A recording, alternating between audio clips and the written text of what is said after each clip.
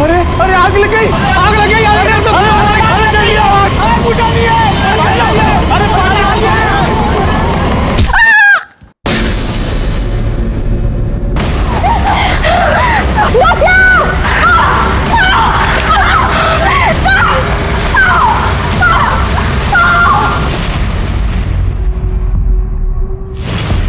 हादसे कभी भी किसी के साथ भी हो सकते हैं। ये जो कुछ भी हुआ था वो सिर्फ एक हादसा था या किसी ने अपनी गंदी नियत के साथ ये सब कुछ किया था। नमस्ते, मैं सीनियर इंस्पेक्टर रंजीत ठाकुर और क्राइम पेट्रोल दस्तक में आपका स्वागत है। 1 साल पहले जब मेरी पोस्टिंग उत्तर प्रदेश के मुगल सराय में थी तब ये केस मेरे पास आया था। सच मानिए ये केस मैं 1 हफ्ते में सॉल्व कर सकता था, लेकिन जैसे जैसे इस केस की परतें खुलती गई ये केस और भी उलझता चला गया।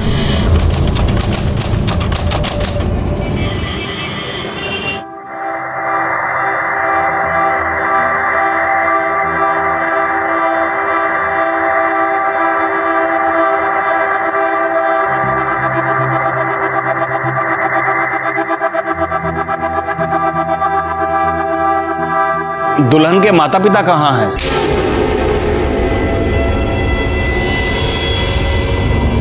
वो नहीं आएंगे, अब विधि शुरू कीजिए।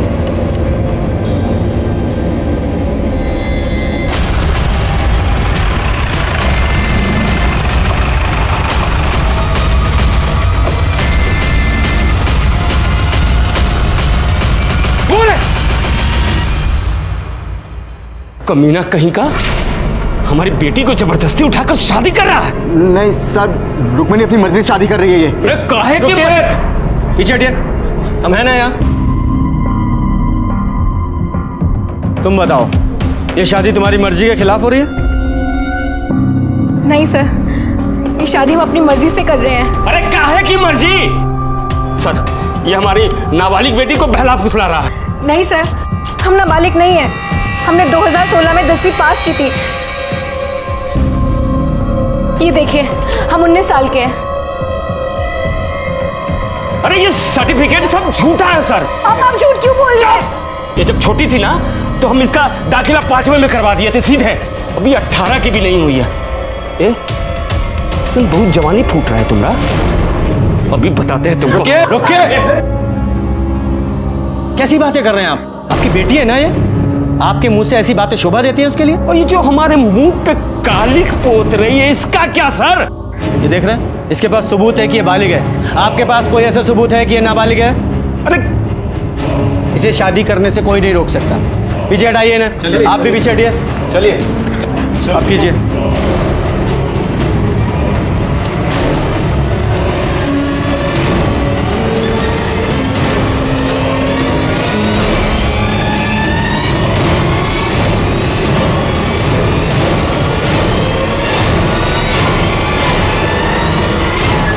आप दोनों का विवाह संपन्न हुआ।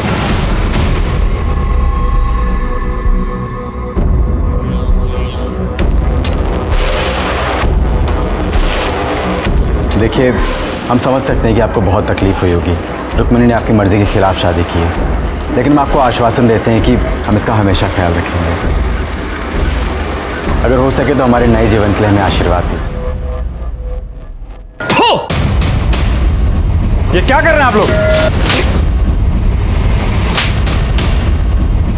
हमारा हाथ आपके ऊपर भी उठ सकता था, लेकिन रुक्मिणी के पिता हैं। आपकी बेइज्जती करेंगे तो उसको दुख होगा। तो हमको मारेगा? हमको मारेगा ये? पापा नहीं, छोड़ो। क्या है सब? अगर ऐसे गुंडागर्दी करोगे तो अरेस्ट कर ले जाओगे। सुन बेटा, खेल अभी खत्म नहीं हुआ, खेला तो अब शुरू होगा। निकलो, चलो चलो।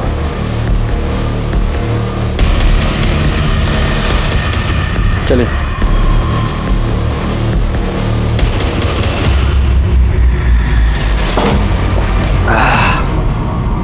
हम तुमको पहले ही बोले थे कि मार कर सालों को निपटा देते हैं, लेकिन तुमको तो आग लगी थी पुलिस के पास जाने की। जाओ।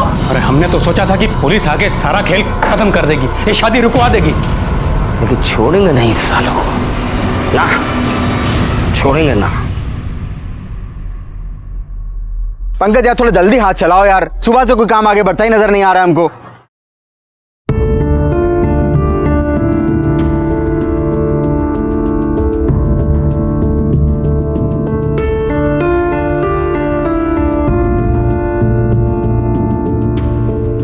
अरे देखो मनोज भैया के मिसेस आए। ए, चलो फटाफट खाना खा के काम पे लगो।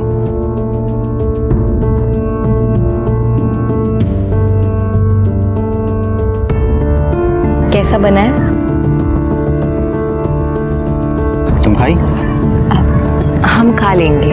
अरे अभी खाओ हमारे साथ, हम खिलाएंगे तुमको अपने हाथों से।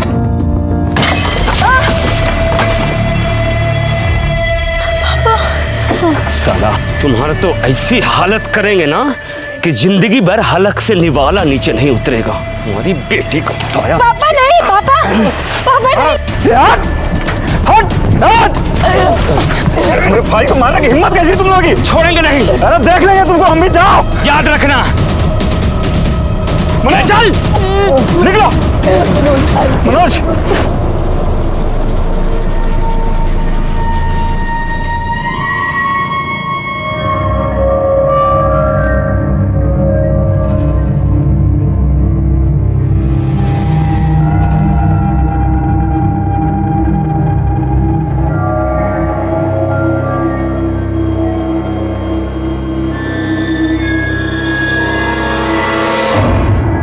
आ जाओ, एक सीट खाली, आ जाओ।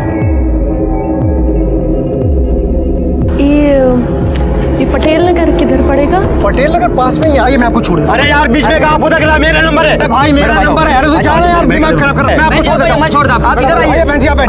रुक जा, बैठ जा, बैठ, मैं छोड़ रहा हूं। बैठ जा।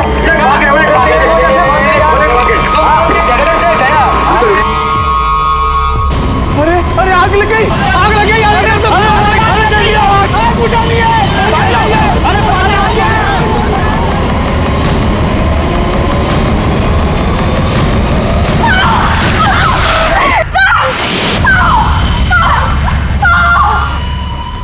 बहुत दुख रहा है ना? नहीं नहीं ये मत लगाओ, हमको बहुत जलता है इससे। अरे इससे बहुत जलता है हमको। हाँ हम नहीं लगा रहे। अच्छा नहीं लगा रहे, हाँ नहीं लगा रहे।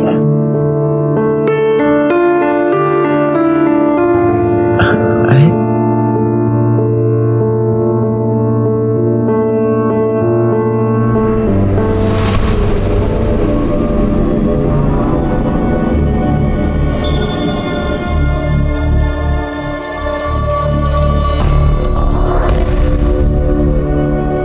चाची ये किधर पड़ेगा? बेटा ये आगे जाके दूसरी गली और तीसरा मकान।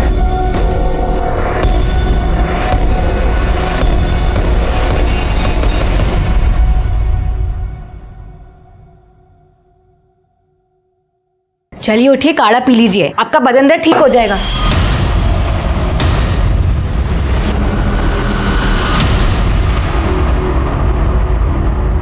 लो भाई सामान ले आए, खड़ा धनिया नहीं मिला।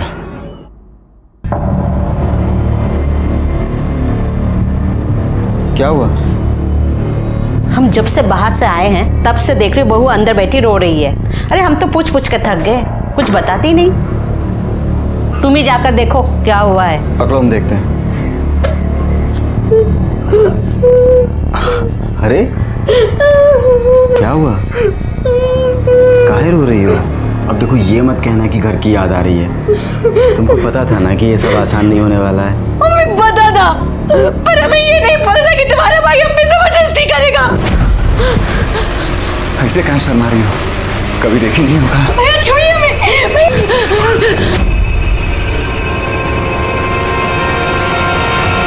पागल हो गई है क्या? हमारा भाई हमारे लिए भगवान से भी बढ़कर है, उसके ऊपर इल्जाम लगा रही है तू। हम इल्जाम नहीं लगा रहे, हम सच बोल रहे हैं। झूठ बोल रही है। हम तो बीमार हैं, बाहर सो रहे थे। अच्छा हम झूठ बोल रहे हैं? जब गंदा काम करने में शर्म नहीं आई तब मारने में काहे आ रही है?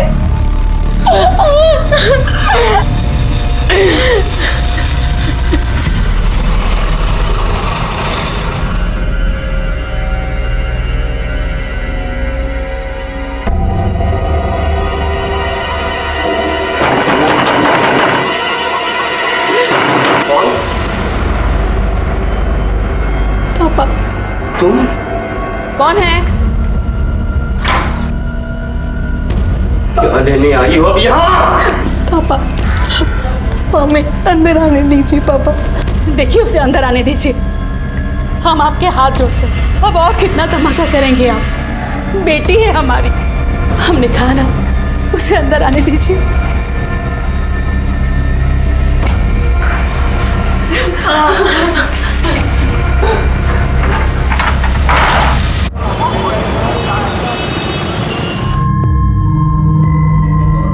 तुम्हें ऐसा बहू पर हाथ नहीं उठाना चाहिए था। हाँ तुम सुनी ना वो क्या बोल रही थी। भैया प्लीज ले आओ ना भाभी को।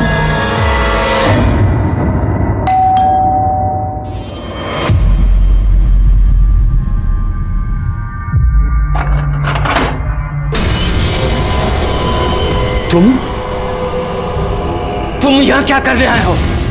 चले जाओ यहाँ से, नहीं तो यही जिंदा जमीन में गाड़ देंगे। निकलो निकलो यहाँ से। अरे ये क्या कर रहे हैं? भगवान के लिए बस कीजिए। ये दामाद जी है हमारे, जो हुआ सो भूल जाइए। हमारी बेटी की जिंदगी बर्बाद मत कीजिए। हम रुक्मणी को लेने आए। रुक्मणी को लेने आए? दोबारा ये देखिए एक बार मेरी बात मान लीजिए। रुक्मणी के लिए, मेरे लिए।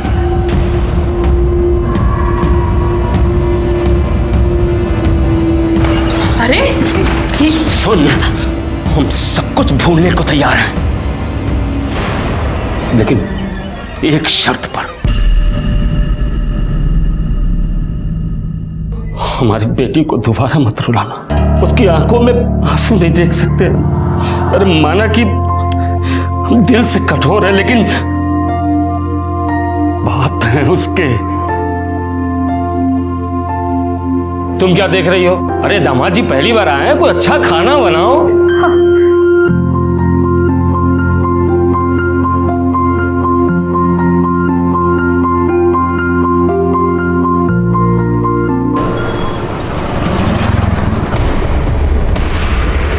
अरे अरे आग लग गई, आग लग गई, आग लग गई। चलिए चलिए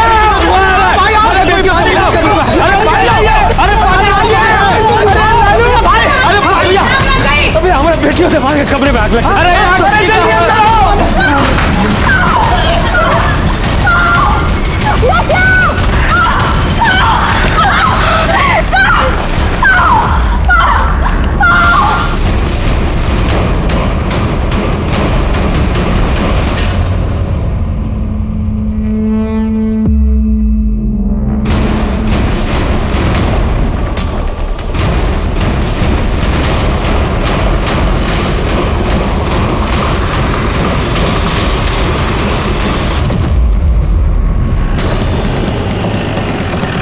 चलिए चलिए पीछे, चलिए पीछे, चलिए चलो चलो।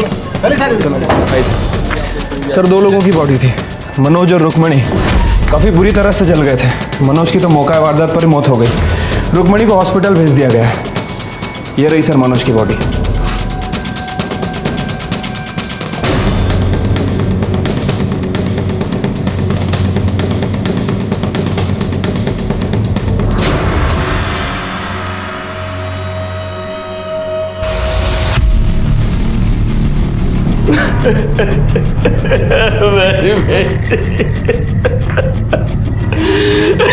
मार डाला अपने जवाई को, ले लिया बदला?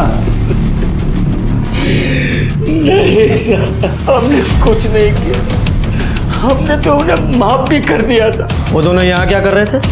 रुक्मिणी 1 दिन पहले यहाँ आई थी, तो शायद मनोज ने उसे थप्पड़ मार दिया था, तो वो चिढ़कर हमारे घर आ गई। और मनोज ने उसे थप्पड़ क्यों मारा था? हमें क्या पता था।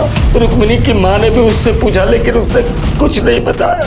हाँ, फिर कल शाम मनोज हमारे घर आया। मुझे गुस्सा तो बहुत आया, लेकिन मैंने सोचा कि चलो जाने दो, बात बढ़ाने से क्या फायदा, एक ही तो बेटी है। और यहाँ तक कि कल रात में हम लोगों ने साथ में खाना भी खाया था। हम सब बहुत खुश थे साहब। ये देखिए, कल रात में हम लोगों ने तस्वीर भी ली थी, लेकिन हमें क्या पता था कि ये सब। ये आग कैसे लगी? हमें नहीं पता साहब। हम तो रात में सो रहे थे, तभी रुक्मिणी के कमरे से चीखने की आवाज आई, फिर उसके कमरे से धुआं निकलने लगा। पड़ोसी आए और उन्होंने दरवाजा तोड़ा और उसके बाद सच बोल रहे हो? सच बोला। पर दिखाई नहीं दे रहा, क्योंकि मनोज से तो तुम बहुत नफरत करते थे। लग नहीं रहा सच बोल रहे हो। सच बताओ क्या हुआ था, वरना जेल में डाल के सड़ा दूंगा। नहीं साहब, जब रात में हमारी नींद खुली तो रुक्मिणी के कमरे से लड़ने झगड़ने की आवाज आ रही थी। हमने सोचा कि चलो पति पत्नी का झगड़ा होगा, कल तक खत्म हो जाएगा। फिर हम बाथरूम चले गए। बाथरूम से जब वापस आ रहे थे तो देखा कि मनोज मिट्टी के तेल का डब्बा लेकर कमरे के अंदर जा रहा और जाकर उसने दरवाजा बंद कर लिया। हमने दरवाजा खटखटाया लेकिन उसने दरवाजा नहीं खोला। अभी कुछ सोच ही रहे थे तभी रुक्मिणी के कमरे से चीखने चिल्लाने की आवाज आने लगी। हमने दरवाजे के छेद से झांक कर देखा तो मनोज रुक्मिणी को जला दिया था साहब।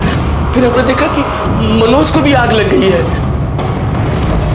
पड़ोसी आए, उन्होंने दरवाजा तोड़ा लेकिन तब तक मनोज मर चुका था साहब। तुम्हारा भाई कहाँ है? वो अस्पताल गया साहब। बाकी लोगों के बयान लो, बॉडी को मॉर्ग में भेजो, मनोज के घर वालों को भी बुलाओ। ठीक है सर।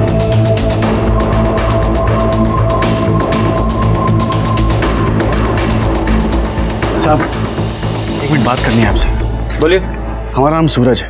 हाँ। और ये हमारा बेटा गोपाल। हम बसेसर के बगल वाले घर में ही रहते हैं। इधर? हाँ। हमारा बेटा गोपाल आपको कुछ बताना चाहता है। हाँ बेटा बताओ। सर, हमारी खिड़की से रुक्मणी दीदी का रूम दिखता है। कल रात देर तक हम जाग रहे थे, हमारी टेस्ट थी इसलिए हम पढ़ रहे थे, तो हमने सुना तो रुक्मणी दीदी किसी के साथ झगड़ रही थी। हमने देखा भी तो वो कोई आदमी था, उसने डब्बे से उनके ऊपर मिट्टी का तेल डाल दिया और गुस्से में उनको जला दिया, पर उन पे भी आग लग गई। वो तो बाहर भाग रहे थे।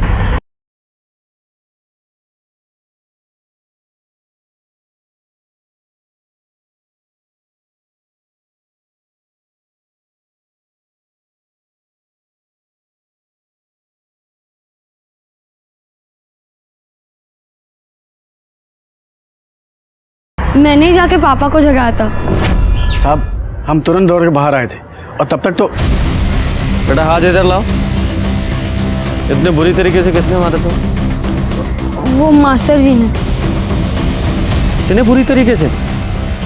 अगर तुम चाहो तो उनके खिलाफ कंप्लेन कर सकते हो, मैं कार्रवाई करूंगा।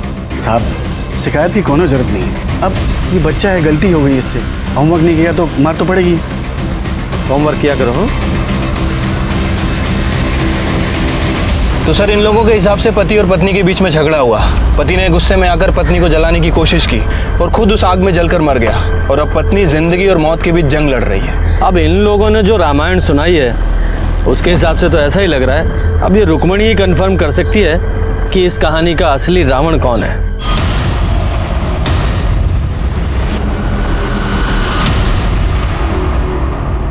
सर रुक्मणी कुछ भी बता नहीं सकती, वो कुछ बोलने की हालत में है ही नहीं। उसका बदन पूरी तरह से जल चुका है, अभी बेहोश है। अगर वो होश में आ भी जाए तो भी उसे ठीक होने में काफी समय लगेगा। देखिए ना साहब, क्या हालत कर दी हमारी बेटी की। ये सब हमारी गलती है, नहीं हम उसे घर में आने देते, नहीं वो ये सब करता। अच्छा हुआ कि राक्षस चढ़कर मर गया, वरना हम उसकी जान ले लेते। जब ये सब कुछ हुआ आप कहाँ थे? अपने घर में थे साहब, हमें तो अभी इस बारे में पता चला है, और हम तो इस रिश्ते के पहले से ही खिलाफ थे। अब देख लीजिए बड़ों की बात ना मानने का क्या नतीजा होता। यादव जी, ये मनोज के घर वालों को इन्फॉर्म किया? हाँ, उन्हें मॉर्ग रूम बुलाया।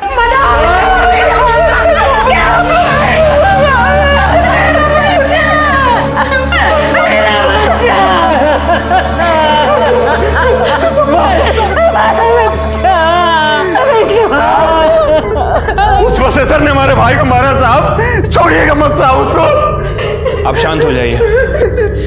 देखिए बॉडी में तो और कुछ बचा नहीं है, लेकिन हमें बॉडी में एक कड़ा मिला है। आप पहचानते हैं इसे? साहब ये कड़ा मनोज का साहब, उसके पिछले जन्मदिन पे हम उसको गिफ्ट में दिए थे साहब। साहब ये सब कुछ उस रुक्मिणी के बाप ने किया साहब। उसने हमारे भाई मनोज को मार डाला साहब। मंदिर में देखा था ना आपने, कितना गुस्सा भरा था उसके अंदर। और उसके बाद मनोज जिस कंस्ट्रक्शन साइट पे काम करता था वहां अपने गुंडों के साथ पहुंच गया था। वो तो ठीक टाइम पर मैं और कुछ लेबर आए तो बीच बचाव किया, नहीं तो हमारे भाई को उसी दिन मार डालता वो। साहब जब इतना गुस्सा भरा था तो अचानक मान कैसे गया वो? जब इस बसेसर ने मनोज के साथ कंस्ट्रक्शन साइट पे मारपीट की थी तो आप लोगों ने पुलिस कंप्लेन क्यों नहीं की? हमने उससे कहा था बात ना बढ़ाए, रिश्तेदारी वाली बात थी। अब बेटी भाग जाएगी तो गुस्सा तो आएगा ना। इतना गुस्सा कि हमारे बेटे की जान ही ले ली। ये रुक्मणी के घर वालों ने हमें बताया कि मनोज ने रुक्मणी के साथ कुछ मारपीट की थी और इसलिए वो अपने मायके आ गई थी। ये बता सकते हैं पति पत्नी में किस बात को लेकर झगड़ा हुआ था? साहब पति पत्नी तो लड़ते रहते हैं, कौन सी बड़ी बात है। और मनोज थोड़ा गुस्से वाला था और रुक्मणी बहुत जल्दी चिढ़ जाती थी। बात क्या हुई थी साहब हमें कुछ नहीं पता। हमें बिन बताए उसने गुस्से में अपने मैके जाके बैठ गई। साहब हमने मनोज से कहा था उसे मना ले आए। साहब हमें क्या पता था, हम खुद ही मेरे बेटे को मौत के मुंह में भेज गए। क्या फिर से नौकरी छोड़ दी? तुम्हारे पैर में चक्री लगी है क्या? किसी नौकरी पे टिकते ही नहीं हो। तुम उसकी छोड़ो, वो मैं देख लूंगा। हाँ बाद में बात करता हूँ। मेरे छोटे भाई को ना पहले मेरी शादी करनी है फिर नौकरी करनी है। सही तो कह रहा है सर। अच्छा तुम भी उसी का साथ दोगे? अपडेट बताओ। सर ये मनोज की पीएम रिपोर्ट है सर। बॉडी 80% जली हुई थी सर, और बॉडी पे कहीं भी कोई एक्सटर्नल इंजरीज और ट्रॉमा के निशान नहीं है। यादव जी ये मनोज के घर वालों का कहना है कि मनोज काफ़ी गुस्से वाला था जी, और ये रुक्मणी ये भी काफ़ी शॉर्ट टेम्पर्ड थी। तो हो सकता है उस रात रुक्मणी और मनोज का झगड़ा हुआ हो और गुस्से में मनोज ने रुक्मणी को जला दिया और गलती से उसी आग में खुद जलकर मर गया। तो इस हिसाब से रुक्मणी विक्टिम और ये मनोज कल्प्रिट। पुरानी कहावत है जो दूसरों के साथ बुरा करता है वो खुद मुसीबत में पड़ जाता है, और इस केस में भी हमें कुछ ऐसा ही लगा था। सर्कमस्टेंशियल एविडेंस और गवाहों के बयानों के बाद हमें यकीन हो गया था कि असली गुनहगार मनोज त्यागी ही था। उसने ही अपनी पत्नी रुक्मणी को जलाकर मारने की कोशिश की थी जिसमें वो खुद जल गया था। डॉक्टर्स ने हमें बताया कि रुक्मणी की हालत को ठीक होने में कम से कम 2 महीने लगेंगे, उसके बाद ही हम उसका बयान ले पाएंगे। अपनी जांच पूरी करते हुए हमने रुक्मणी का डीएनए उसके पिता बसेसर से और मनोज का डीएनए उसकी माँ कविता से मिलाया जो मैच हो गया। लेकिन तभी इस केस में हमारे सामने कुछ ऐसा आया जिसने हमारे होश उड़ा दिए।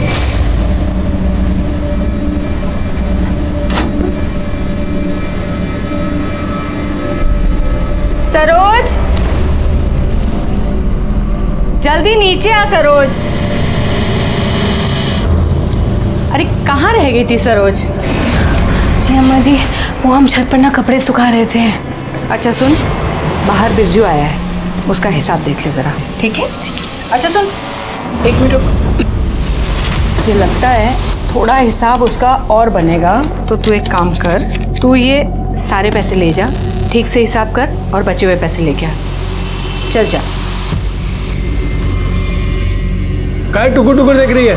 बाहर जा, जा अपना काम कर। अम्मा जी हम कह रहे हैं लड़की कुछ ठीक नहीं लगती हमको। अरे बेफालतू का ना सब पे शक करता रहता है। अच्छी लड़की है। बताइए। 12 बोरी आलू की लेकर के आया हूँ और अपना 1 बोरी अदरक। 1 सेकंड, 1 मिनट।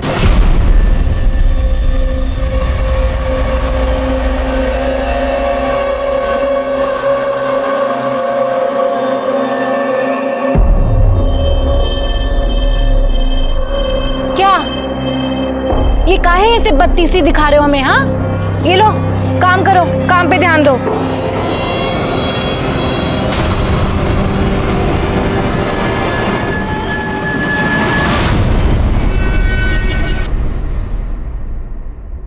सर बिहार के बलुआ गांव में एक जवान लड़के ने एक लड़की के साथ मिलकर वहां रहने वाली विधवा के घर लूटपाट की और उसके बाद उसकी हत्या कर दी।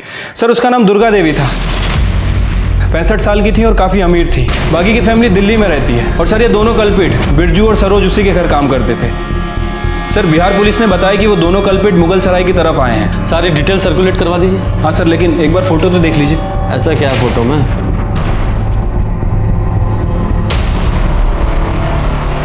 ये तो रुक्मणी जैसी लग रही है, लेकिन वो तो हॉस्पिटल में है। ये बिहार में कैसे हो सकती है? यादव जी, ये रुक्मणी की फाइल निकालो।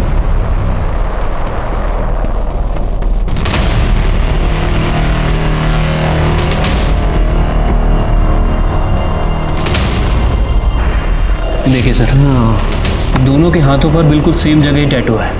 हाँ, लेकिन इस फोटो में टैटू थोड़ा क्लियर नहीं है, लेकिन है एक ही जगह पर। Good job Yadav ji. अब इस रुक्मणी से मिलने का वक्त आ गया है, चलो।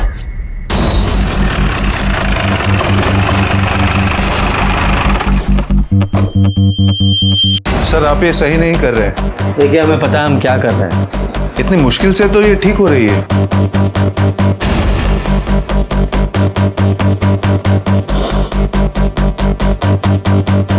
देखिए, मैंने पहले ही कहा था, अगर यहाँ पे कोई टैटू होता तो बुरी तरह से जल चुका होगा। डॉक्टर साहब, क्या कोई और तरीका नहीं है जिससे ये पता लग जाए कि पहले यहाँ टैटू था या नहीं? जी नहीं, क्योंकि स्किन के पिगमेंट्स जल चुके हैं। अब इसे पता लगाने का कोई तरीका नहीं है। एक तरीका है, बिहार चलना होगा। शायद वहीं चलकर इस सरोज और रुक्मणी की पहेली सुलझे।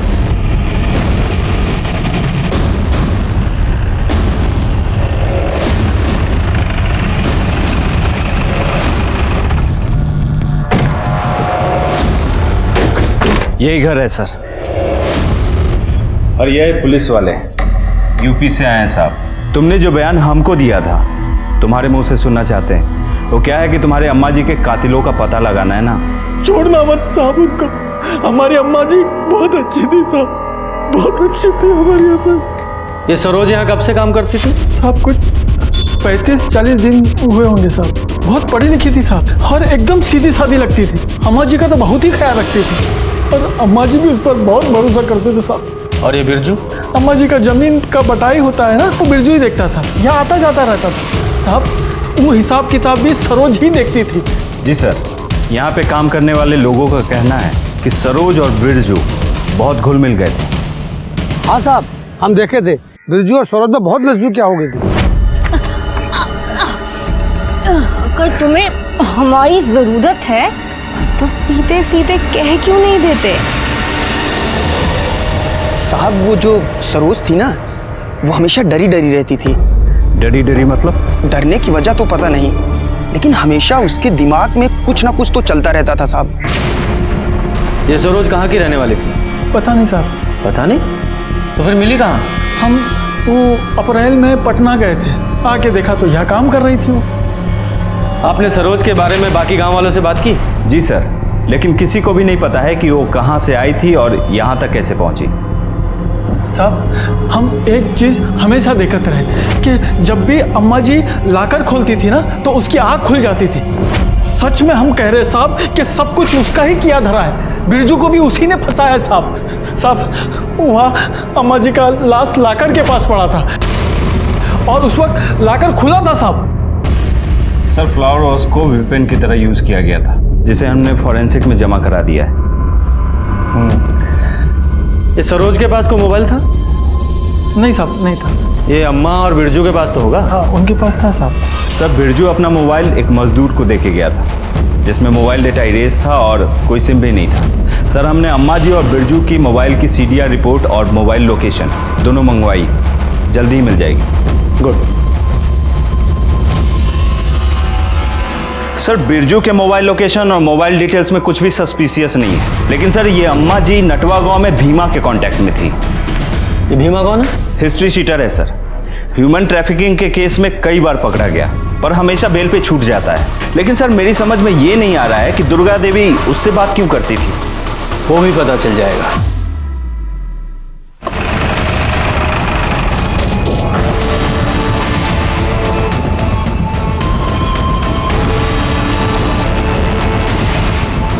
सर, यही घर है भीमा का।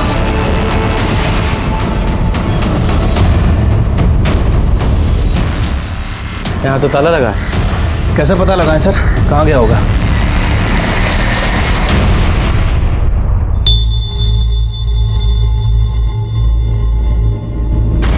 तुम भीमा, रुको।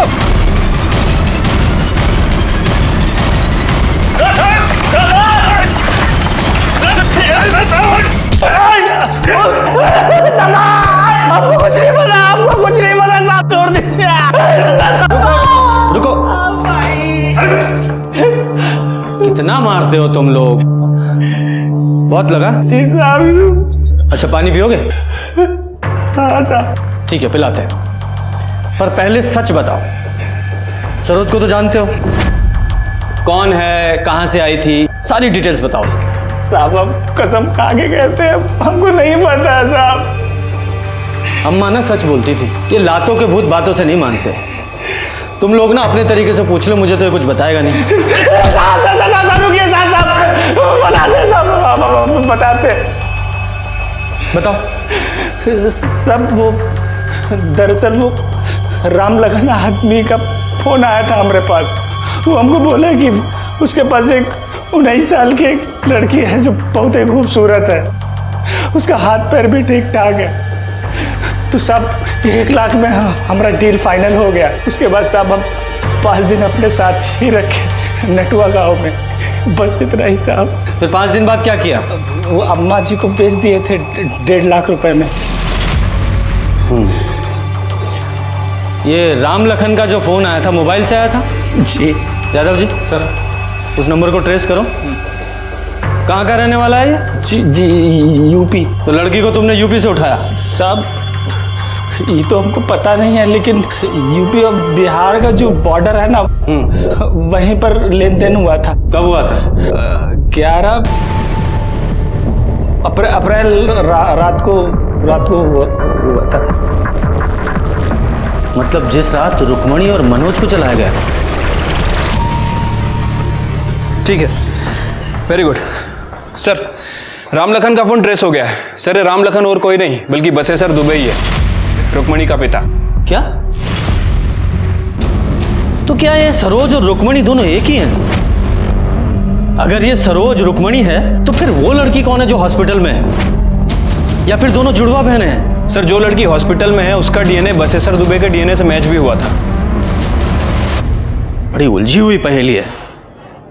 सबसे पहले ना ये मुगल सराय जाकर इस बसेसर से बात करनी पड़ेगी। यादव जी इस बसेसर की पूरी जन्म कुंडली निकालो। जी। और सिन्हा साहब सर, जितने भी टोल नाका हैं सबकी सीसीटीवी फुटेज निकालो। इस सरोज का मिलना बहुत जरूरी है। और वो बिरजू, उसके मोबाइल में उसका सिम नहीं था, हो सकता है उसने दूसरे मोबाइल में सिम डालकर एक्टिवेट किया हो। पता करने की कोशिश करो, इन दोनों का मिलना बहुत जरूरी है। जी सर।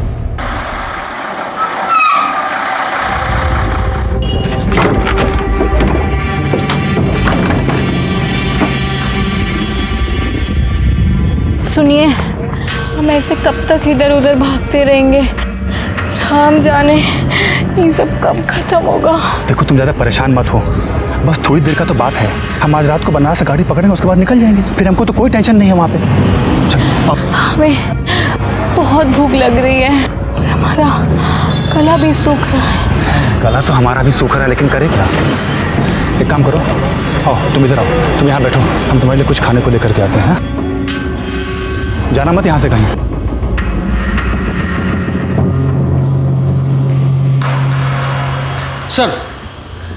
सर बसेसर के बारे में एक इन्फॉर्मेशन मिली है। क्या? बसेसर की पहले भी एक शादी हुई थी किसी दुलारी नाम की औरत के साथ। उससे एक बेटी भी है, महुआ रुक्मिणी से 2 साल बड़ी है। ये महुआ की कोई फोटो मिली? नहीं सर। ये दुलारी और महुआ कहाँ है अभी? सर दुलारी अभी भी अपने गांव अजवारी में है और बसेसर भी वहीं का रहने वाला है। जब हमने दुलारी से महुआ के बारे में पूछा तो उसने कहा कि वो अपने किसी रिश्तेदार के यहाँ कानपुर गई है, वहीं कहीं मेट का काम करने। लेकिन जब हमने कानपुर में पता किया सर, तो पता चला कि महुआ कानपुर पहुंची ही नहीं। कब की बात है? सर अप्रैल के पहले हफ्ते की। मतलब 11 अप्रैल से पहले भी बहुत सी चीजें हुई थी। आप काहे नहीं खा रहे? अरे तुम खाओ, हम उधर ही कुछ खा लिए थे, पेट भरा है हमारा। बस कितने बजे का है? शाम को 8 बजे का है। तुम खा के थोड़ा सा रेस्ट कर लो, हम तुमको जगा देंगे। कैसा गंदा मजाक कर रहे हैं आप साहब? एक तो हमारी बिटिया अस्पताल में पड़ी है वैसी हालत में, और आप कह रहे हैं हमें अपनी बेटी को भेज दिए बिहार में। पूत को तो कपूत बनते सुना है, लेकिन बाप को पशु बनते पहली बार देखा है। एक बात बताओ, अगर तुमने अपनी बेटी को नहीं बेचा तो वो नटवा के हिमा से फोन पर क्या बात करते थे? झूठ मत बोलना, तुम्हारे सारे कॉल रिकॉर्ड्स हैं हमारे पास। मना क्यों करेंगे?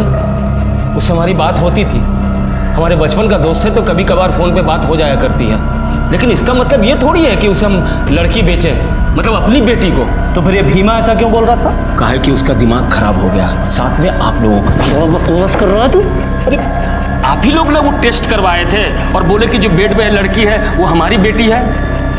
हमारी एक ही बेटी है, और सरोज कौन है हम नहीं जानते हैं। तुम्हारी एक और बेटी है ना, महुआ, वो कहाँ है? हम नहीं जानते हैं उसे।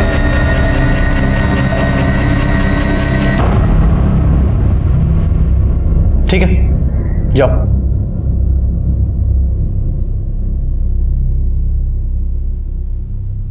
यादव जी। सर, ये बहुत कुछ उलझा हुआ सा है और इसे सुलझाने के लिए इसकी तह तक जाना पड़ेगा। एक काम करो, सबके फ़ोन सर्विलेंस पे डालो, इस मनोज की फैमिली के भी। ठीक है सर। वैसे सर अब क्या करें, हमने सीना से भी बात की है, उसे भी अभी तक कुछ पता नहीं चला है। महुआ, सरोज, रुक्मणी सब बहुत उलझा हुआ है। अगर ये माने कि ये सरोज ही रुक्मणी है, तो फिर ये हॉस्पिटल में जो लड़की है वो कौन है? महुआ? सर, रुक्मणी की तबीयत पहले से बेटर है, बीच बीच में होश भी आ रहा है उसे, मगर उसके वोकल कॉर्ड्स बुरी तरह से झुलस चुके हैं। अगर उसने बोलने की कोशिश की तो काफी नुकसान हो सकता है। मतलब उससे बात ही नहीं कर सकते? जी नहीं। इस लड़की का डीएनए इसकी माँ फुलवा से मैच कराई है। जी। हो सकता है इसी से कहानी में कोई नया मोड़ आए। आज हमारा बेटा 24 का हो जाता, शादी के बाद उसका पहला जन्मदिन। माँ, अब रो मत, आप भी तो हमारी हिम्मत हो।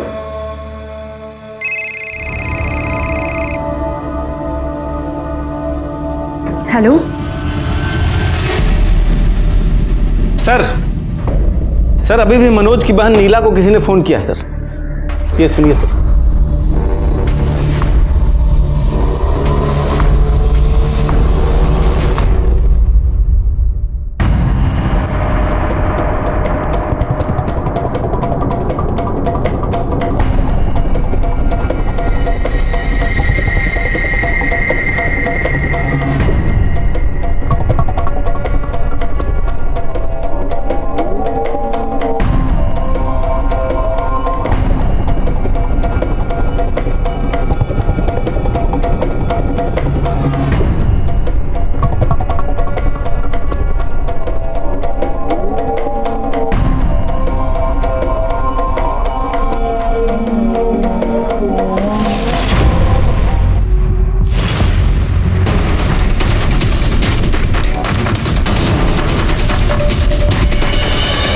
आप कैसी हो? याद नहीं रहे। सरोज, ले चलो इसे। सरोज या रुक्मणी बुलाऊं तुम्हें? कौन हो तुम?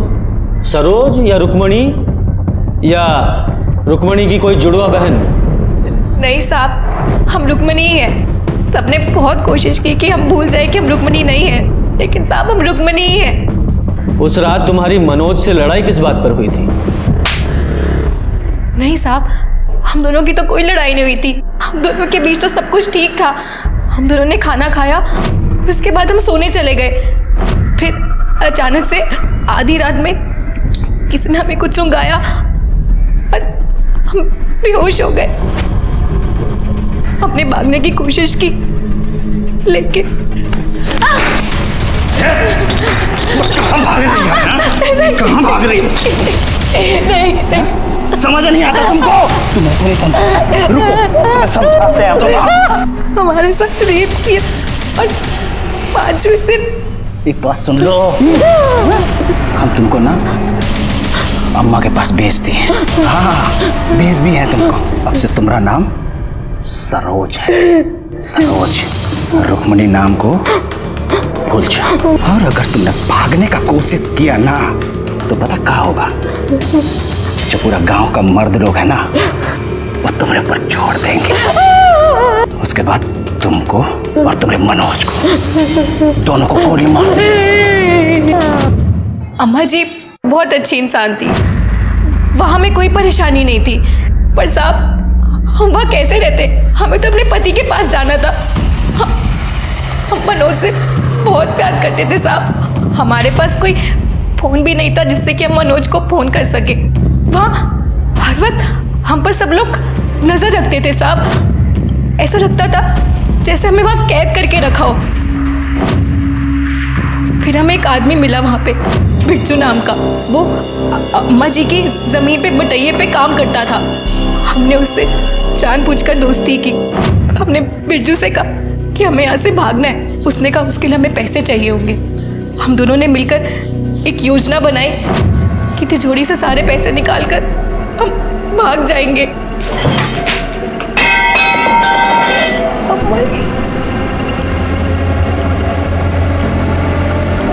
अरे ऐसा पैसा कहाँ है इसमें?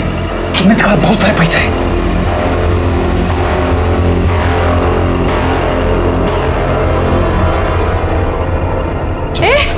बिरजू, क्या कर रहे हो यहाँ पे? सरोज, नहीं अम्मा जी। चोरी कर रहे हो? नहीं नहीं अम्मा, वो सफाई कर रहे हैं। चल क्या रहा है यहाँ पे?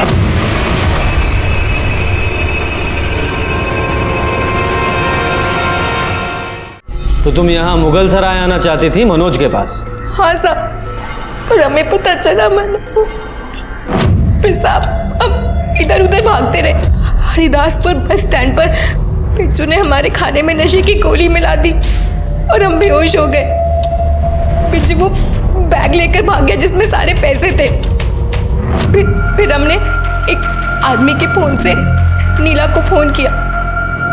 उससे पहले हमने कई बार मनोज को भी फोन किया था, लेकिन उसका फोन बंद था। ऊपर से बिट्टू ने हमें मना किया था जब तक हम मुगल सराय ना पहुंचे तब तक हम किसी को फोन ना करें। साहब हमारा यकीन कीजिए, हमने अम्मा जी को नहीं मारा। लेकिन पैसे तो तुम्हारे पास थे।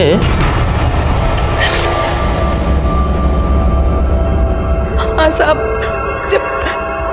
जब बिरजू ने खाना खाने से मना किया तब हमें उसकी नीयत पर थोड़ा सा शक हुआ, तो हमने पैसे अपने पास छुपा लिए थे। मनोज ने तुम्हें किस बात पर मारा जो तुम मायके चली आई थी? उसके भाई राजेश ने हमारे साथ बलात्कार करने की कोशिश की थी। हमने मनोज को बताया भी साहब, पर उसने हम पर यकीन नहीं किया। सर, डीएनए रिपोर्ट आ गया है।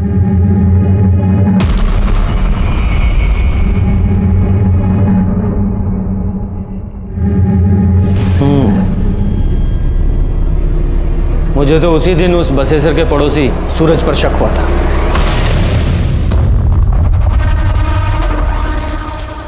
तुमने पुलिस से झूठ क्यों बोला? देखिए साहब, आप हमारे बच्चे के साथ ऐसे सवाल जवाब नहीं कर सकते। अच्छा, उस दिन तो तुम ही लाए थे ना इसे बयान दिलवाने के लिए। अब क्या हुआ? बेटा झूठ बोला था ना उस दिन तुमने।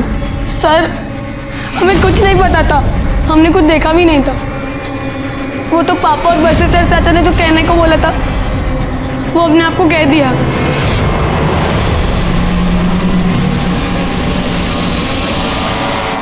हमने तो मना भी किया था, इन्होंने हमें छड़ी से मारा था।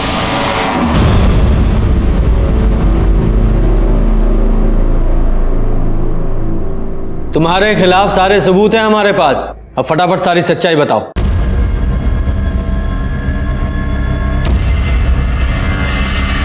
रुक्मिणी ने मनोज से शादी करके हमारा बहुत खून जलाया था। हम उससे बहुत गुस्सा थे। हमने सोचा था कि उसे भीमा के हाथों बेच देंगे, लेकिन जब सोच ही रहे थे तो वो अपने ससुराल से लड़ झगड़ कर खुद ब खुद हमारे घर आ गई। और उसके पीछे पीछे मनोज भी आ गया। हमने बेहोशी की दवा सुंघाकर उसे बेहोश कर दिया। फिर हमारे भाई ने उसे घर के बाहर ले जाकर बेच दिया। फिर हमने मनोज को वहीं जला दिया और ऐसा नाटक किया कि ये सब मनोज का किया धरा। मतलब महुआ को रुक्मणी की जगह रखकर जला दिया। क्या करते, दुलारी ने उसे कानपुर भेजा था और वो हमारे पास आ गई। 4 साल की थी जब उसे छोड़कर आए थे, लेकिन उसको तो हमारे घर पर ही रहना था। इतनी सुंदर भी नहीं थी कि कहीं शादी कर देते या बेच देते। उसे अपने भाई के घर रखा। जिस रात हमने रुक्मिणी को बेचा तो हमने सोचा क्यों नहीं महुआ को रुक्मिणी बनाकर इससे भी पीछा छुड़ा लिया जाए, इसलिए उसे बेहोश कर मनोज के साथ जला दिया, लेकिन वो बच गई। शर्म आती है तुम्हारे जैसे इंसान को पिता कहते हुए। अपने स्वार्थ और अहंकार के लिए अपनी दो बेटियों की जिंदगी बर्बाद कर दी। रुक्मिणी ने अपने परिवार से लड़कर मनोज से शादी की थी और मनोज के भाई राजेश ने रुक्मिणी को मोलेस्ट करने की कोशिश की थी। राजेश से जब हमने इसके बारे में पूछा तो उसने पहले तो इनकार किया, लेकिन कड़ाई से पूछताछ करने पर उसने स्वीकार किया कि हाँ, उसने रुक्मिणी को मोलेस्ट किया था। कुछ दिनों बाद सिन्हा ने बिहार में बिरजू को पकड़ लिया और बिरजू ने कबूल किया कि उसने ही दुर्गा देवी का खून किया था। क्या मनोज को दस्तक नहीं मिली थी कि जो बसेसर रुक्मिणी और उसके खून का प्यासा था वो अचानक ही बदल कैसे गया? अगर मनोज ने इस दस्तक को पहचान लिया होता तो ये सब कुछ नहीं होता। इसी के साथ मैं सीनियर इंस्पेक्टर रंजीत ठाकुर आपसे विदा लेता हूं। फिर मिलेंगे। सतर्क रहिए और देखते रहिए क्राइम पेट्रोल दस्तक, क्योंकि मकसद बताना नहीं, बचाना है। जय हिंद। अरे अरे आग लग गई, आग लग गई, आग लग गई, आग बुझानी है। अरे पानी आ गया।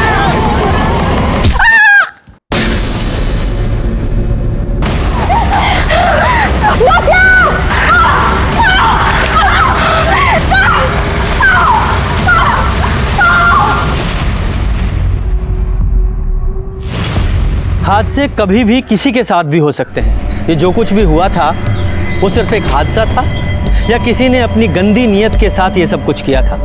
नमस्ते, मैं सीनियर इंस्पेक्टर रंजीत ठाकुर और क्राइम पेट्रोल दस्तक में आपका स्वागत है। 1 साल पहले जब मेरी पोस्टिंग उत्तर प्रदेश के मुगल सराय में थी तब ये केस मेरे पास आया था। सच मानिए ये केस मैं 1 हफ्ते में सॉल्व कर सकता था, लेकिन जैसे जैसे इस केस की परतें खुलती गई ये केस और भी उलझता चला गया।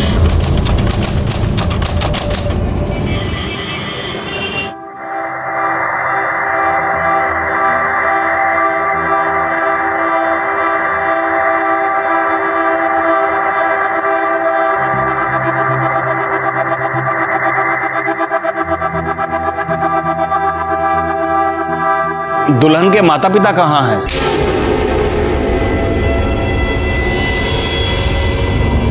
वो नहीं आएंगे, अब विधि शुरू कीजिए।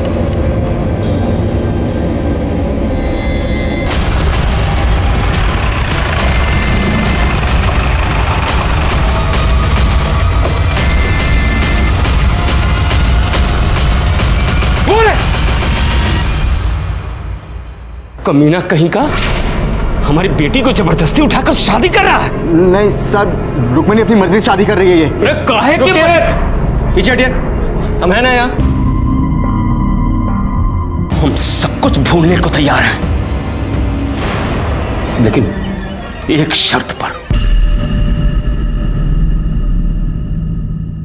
हमारी बेटी को दोबारा मत रुलाना, उसकी आंखों में आंसू नहीं देख सकते।